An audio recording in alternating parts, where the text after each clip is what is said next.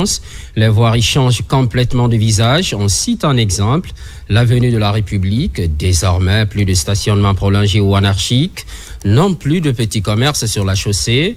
La nouvelle image apportée à cette voie par les autorités du CNRD force l'admiration des passants. Présentement, l'avenue de la République symbolise l'ambition qu'affiche le chef de l'État concernant la réhabilitation des voiries urbaines du pays. Images et témoignages, Omar Kandé Touré, Amadou Baïlobari. Assainir et embellir la capitale guinéenne pour favoriser le bon vivre, telle est l'ambition qu'affiche le CNRD en engageant des grands travaux de réfection des voiries. L'aménagement des artères de l'avenue de la République en est une parfaite illustration. Désormais sur ce axe, de près d'1 kilomètre, fini les petits commerces et les stationnements anarchiques ou prolongés. La mesure est appréciée à plus d'un titre par les citoyens qui sollicitent son élargissement à travers toutes les communes. Je pense que c'est bien. D'abord, c'est pour leur propre santé, parce que là, une voiture peut déraper, venir leur causer dommage.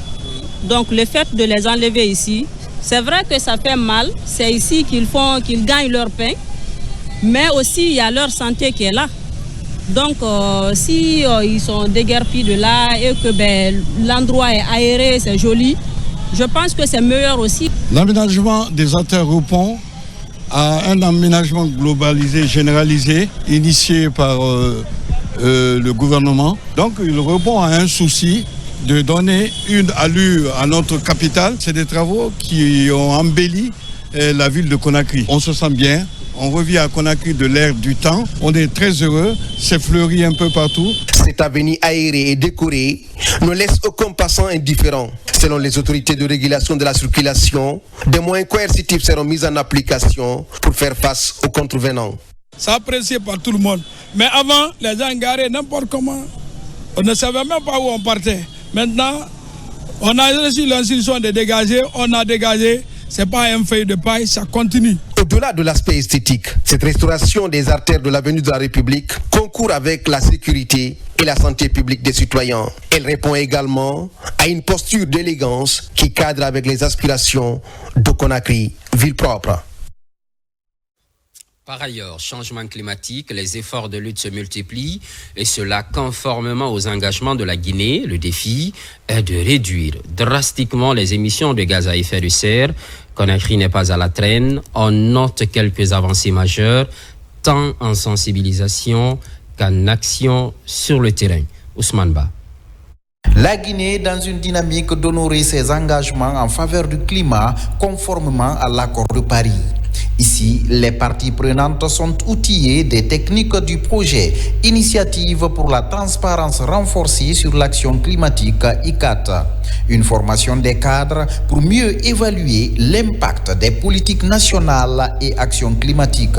Nous avons, à travers l'accompagnement de plusieurs partenaires techniques au développement, initié, exécuté et continuons à le faire en ce qui concerne des actions, des activités consignées dans la CDN, aussi bien pour l'atténuation que pour l'adaptation au changement climatique.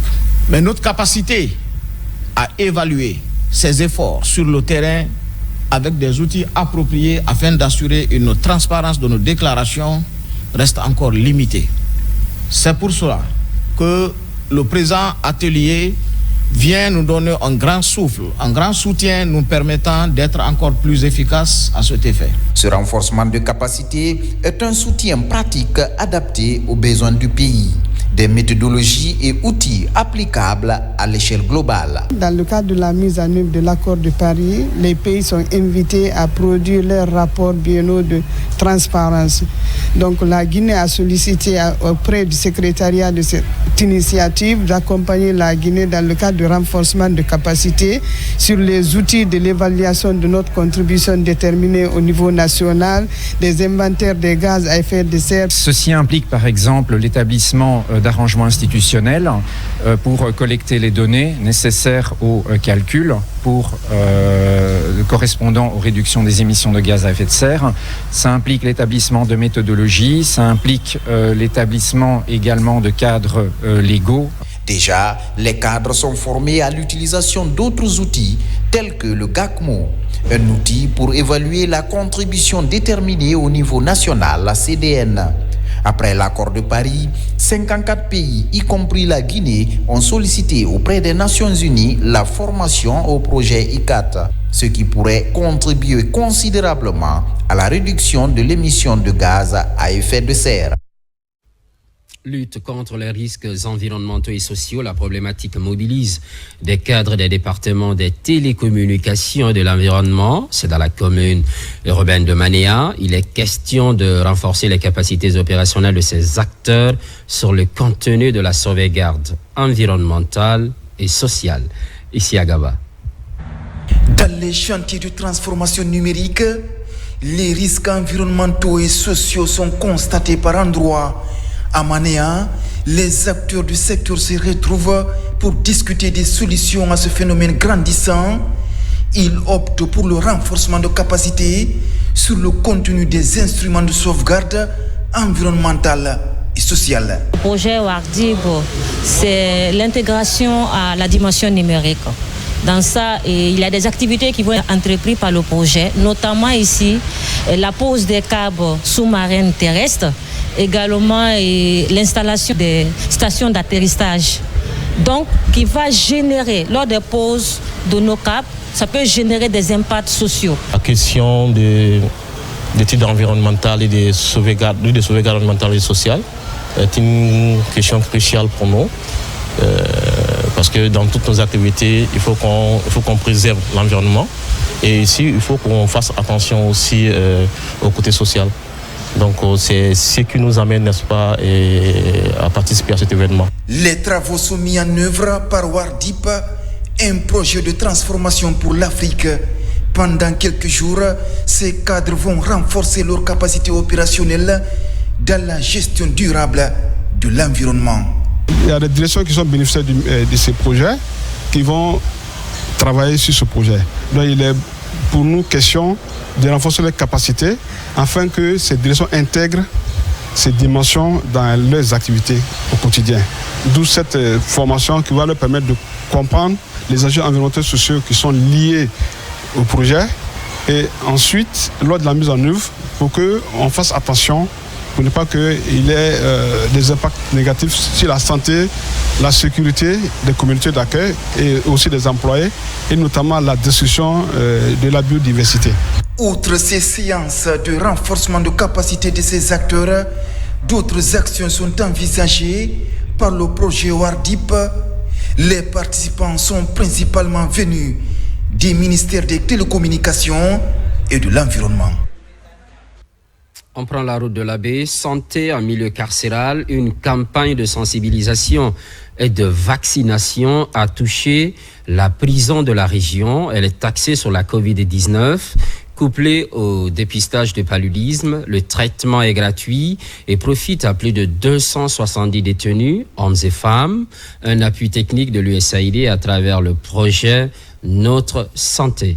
Sarvdin Diallo, Son Assagno. À l'image des autres pays de la planète affectés par la Covid-19, la Guinée et ses partenaires, comme le projet l'USAID Notre Santé, ont organisé à travers le ministère de la Santé une journée de sensibilisation et de vaccination contre la Covid-19 couplée au dépistage du palu en milieu carcéral à la baie. Au niveau de la maison pénitentiaire de la baie, ces détenus, cette population reçoit de façon journalière un bon nombre d'invités. Et ceux-ci-là sont reçus dans cette maison pénitentiaire avec un statut sérologique Covid inconnu.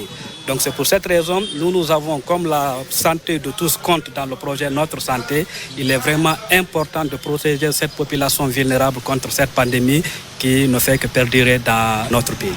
Par la Covid-19, le projet prend en charge également le paludisme. On n'est pas sans savoir que nous sommes en période hivernale. C'est la grande période dédiée, bon je ne dis pas dédiée, mais propice au palu, avec les moustiques et tout ce que vous connaissez, tout ce que nous connaissons. Donc avec ce projet, je pense que nos pensionnaires seront pris en charge et ceux qui sont déjà malades seront pris en charge. Ceux qui ne sont pas malades, on va essayer de les conseiller, de les sensibiliser sur l'utilisation des moustiquaires. Grâce au projet l'USAID Notre Santé et la collaboration des autorités judiciaires et sanitaires de l'AB, plus de 270 détenus ont été sensibilisés, vaccinés contre la Covid-19 et dépistés au paludisme. Moi, par exemple, j'étais malade depuis 4 jours. Si nous pouvons, des bonnes volontés qui viennent nous aider à lutter contre ces maladies, ici, nous les félicitons et nous prions aux autres projets d'emboîter le pas. Les prisonniers ne sont pas oubliés. C'est dans ce sens même qu'on a organisé la vaccination à leur niveau. Ils ne sont pas oubliés. Ils seront toujours vraiment dans nos cœurs. Du fait qu'on a le souci de vacciner toute la population, et ces prisonniers font partie de cette population.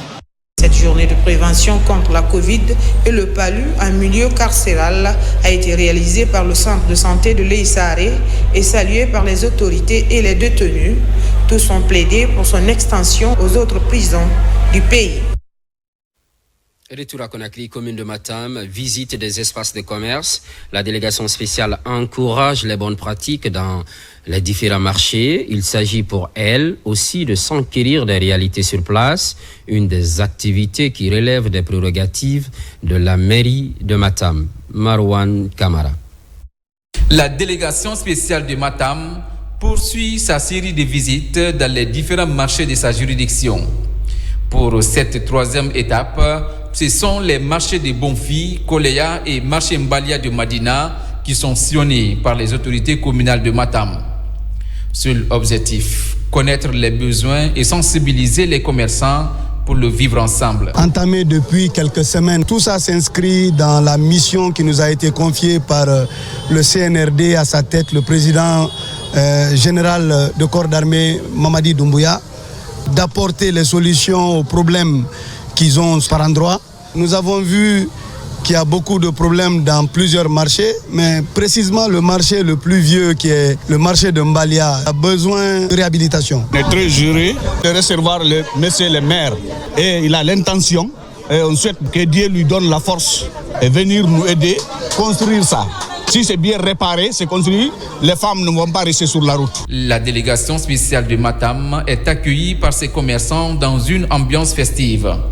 Cette visite démontre l'engagement des autorités communales de Matam à travailler en étroite collaboration avec les administrateurs des marchés pour l'amélioration des conditions de vie des commerçants. C'est une joie immense de recevoir monsieur le président de la délégation spéciale de Matam pour venir s'enquérir de certaines réalités dont nous vivons au sein de ce marché.